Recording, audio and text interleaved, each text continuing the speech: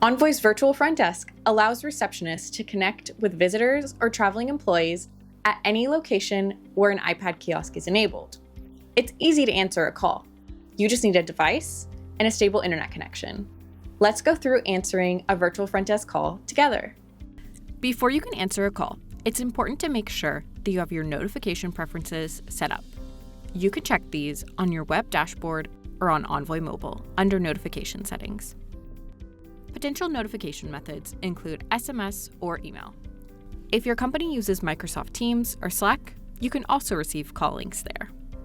Your admin will have assigned you to receive calls from at least one location. If you're assigned to multiple locations, make sure to pay attention to the location the call comes from.